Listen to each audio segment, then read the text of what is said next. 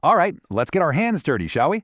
Today, we're digging into something that's, quite literally, the foundation of our entire world. Soil. I mean, think about it. It's where our food comes from, it supports our ecosystems, it's everything. But there's a huge problem hiding just beneath our feet that we need to talk about. Just let that sink in for a second. What if the very ground that's supposed to nourish us is actually sick? And no, this isn't some plot from a sci-fi movie. It's the reality of soil pollution, and it impacts everything from the apple in your lunch to the water in your glass. So, what exactly are we talking about when we say soil pollution?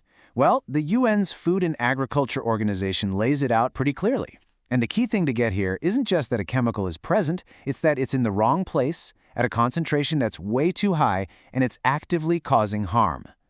Now, what's really tricky and frankly pretty scary about all this is that you usually can't even see it. It's not like a smoggy sky or a plastic bottle floating in the ocean. Soil pollution is this invisible threat, silently messing with the very ground we stand on. And just how big is this invisible problem? It's staggering. The International Soil Reference and Information Center and the UN figure that at least 20 million hectares of land around the world are affected.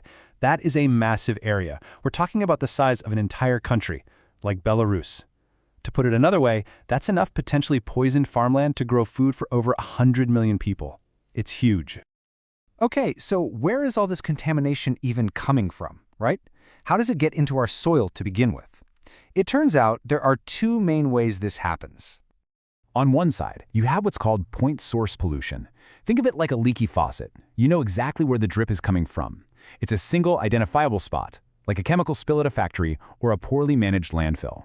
But then you have diffuse pollution, and this stuff is way harder to pin down. It's spread out over a massive area with no single origin. This is your agricultural runoff that carries pesticides for miles and miles, or even pollutants from the air that eventually fall back to Earth as acid rain. And look, while natural events like a volcano erupting can definitely release some nasty stuff into the soil, the evidence is crystal clear. The overwhelming majority of soil pollution comes from us. These are what scientists call anthropogenic sources, which is just a fancy way of saying they're caused by human activity. And this breaks it down perfectly. We're talking about heavy metals from mining and factories, legacy pollution like the lead from old gasoline that's still hanging around our roadsides, chemicals seeping out from our trash and landfills, and, of course, the overuse of fertilizers and pesticides in modern farming. Every single one of these is a major piece of this silent crisis. So, the soil is polluted. So what? Why should you really care? Well, because what starts in the soil never ever stays in the soil. Let's follow the journey of a contaminant, from the dirt all the way into our own bodies. It's actually a pretty simple but really dangerous chain of events. First, the pollutant gets into the soil. Then a plant, which can't tell the difference between a good nutrient and a harmful toxin, just sucks it up through its roots.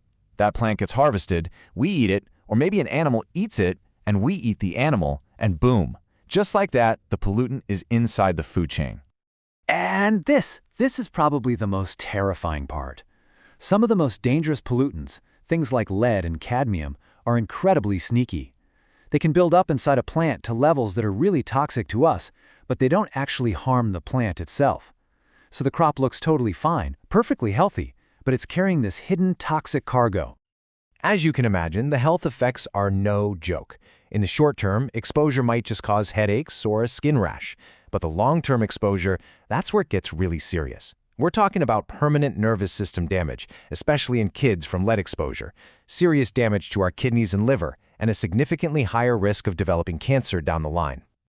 Okay, this is all pretty heavy, I know. But it is not a hopeless situation. Not at all. There are absolutely clear, doable steps we can take to stop more pollution and even start to heal the soil we have.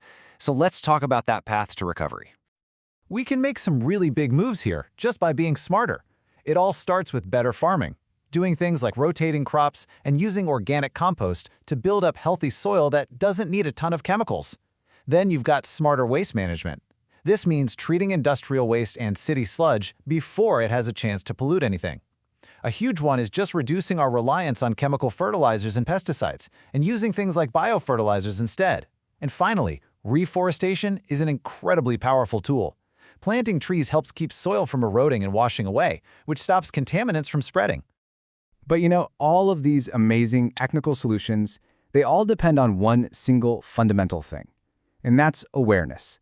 You just can't fix a problem that you don't really understand, or worse, don't care about. The environmentalist Baba Diome just nailed it with this quote. He said, "In the end, we will conserve only what we love. We will love only what we understand, and we will understand only what we are taught."